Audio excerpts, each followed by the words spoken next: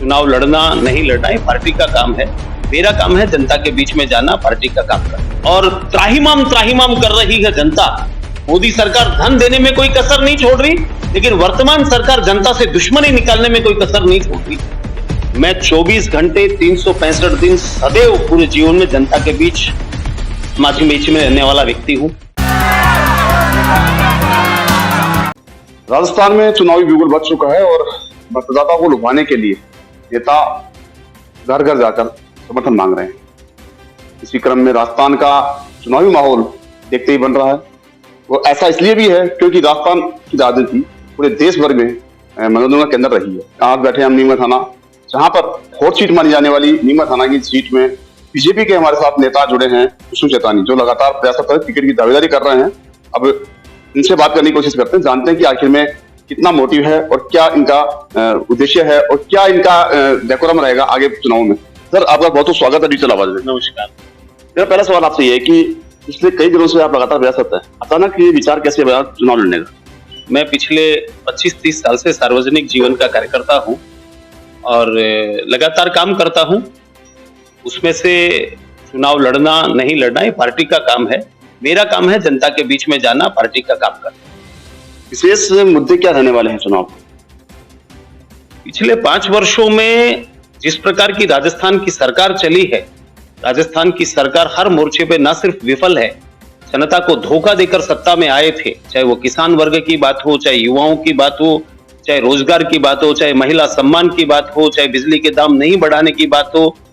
लेकिन लगता है कि राजस्थान ने सारे ही रिकॉर्ड तोड़े हैं। लेकिन वो रिकॉर्ड किस चीज में तोड़े हैं? महिलाओं के साथ में दुर्व्यवहार होने में, उनकी इज्जत के ऊपर हमला होने में राजस्थान आज देश में 1 नंबर पर आया है। युवाओं के भविष्य के साथ में जितना खिलवाड़ वर्तमान कांग्रेस सरकार ने किया है, उतना तो शायद कभी विदेशों से आक्रांता जो भारत में आए वो भी नहीं कर पाए होंगे।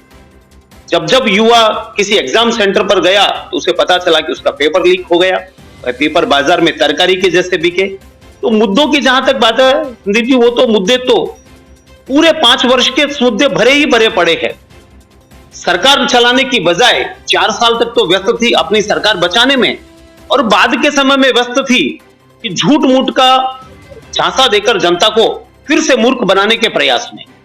आप न्यूज से दावेदारी करते नजर आ रहे हैं। सबसे बड़ा सवाल यहाँ की लाइन ऑर्डर बिगड़े हुए हैं। कल ही एक उद्योगपति को, जिला अध्यक्ष बीजेपी उपाध्यक्ष को धमकी मिली है। ऐसा है कि कानून व्यवस्था की बात हम लगातार बार बार कहते आए हैं। कल एक उद्योगपति को थ्रेट मिला, इतनी ही बात नहीं है। यहां पर बहुत सारे मर्डर हुए हैं, पहले भी व्यापारियों पे गोली चली है। किसी भी मामले पर प्रशासन कोई कार्रवाई नहीं कर पाया। इसके पीछे कारण क्या है? इस कारणों को समझना पड़ेगा, क्योंकि प्रशासन का काम है अपराध को आइडेंटिफाई करना, उसे पकड़ना और कानून में उसे सजा दिलाना। लेकिन वो कई बार, अगर मुझे लगता है कि वो अपने हाथ बंधे हुए महसूस भी करता है, उसके हाथ बांधने वाले लोग कौन है, उस जड़ तक भी हमको पहुंचना पड़ेगा। और नीम का थाना क्या, पूरा राजस्थान, नीम का थाना भी राजस्थान का हिस्सा है। कानून व्यवस्था के नाम पर ऐसा चौपट हुआ है, पूरे देश में अपराध की राजधानी बन गया है राजस्थान, और नीम का थाना भी उसमें से एक है। एक सवाल आपसे ये भी सामने आ रहा है कि लगातार सरकार, जो गलत सरकार काबिज है, और यहाँ पे वर्तमान विधायक की बात कर ले, वो भी कांग्रेस के हैं, दावे करते नजर आ रहा है कि सरकार रिपीट होगी, यहाँ के विधायक वही सरकार बनाएंगे। मैंने पिछले किसी एक वार्ता में और कहा था कि वर्तमान जो विधायक हैं वह बीच में यहां से निकलकर और किसी जगह जाकर एक नाराजगी व्यक्त करते हुए होटल में बैठे थे बहुत दिनों तक, और उन्होंने कहा कि हमारा विरोध इस बात का है कि यह सरकार जनता के काम नहीं कर रही, जनता के हित के काम नहीं कर रही है। मुझे आश्चर्य होता है कि कैसे कोई रंग कितना बदल सकता है। 5 साल में एक तरफ आप सरकार को लगातार गाली देते रहे, दूसरी तरफ कह रहे हो कि नहीं सरकार ने बहुत अच्छा काम किया है, सरकार रिपीट होगी। 2 बातें एक साथ कैसे होती है, मेरी समझ से बाहर है। कांग्रेस के नेता जो हैं और पीसीसी उपाध्यक्ष हैं प्रदेश के, रमेश खंडेलवाल ने कांग्रेस विकास पद यात्रा के नाम से एक यात्रा निकाली है, जबकि उनकी यात्रा व्यक्तिगत है या संगठन पार्टी क्या है ये अभी तक क्लियर नहीं हो पाया। लेकिन वहां पे कोई भी कांग्रेस कार्यकर्ता अवेलेबल नहीं है। देखो, ये उनके परिवार का मामला है, इस विषय पर मैं की टिप्पणी क्या करूंगा। वो उनके परिवार का मामला, वो जाने, वो की यात्रा निकाले। तो सामने ये भी आ रहा है कि पार्टी में फूट है उनके।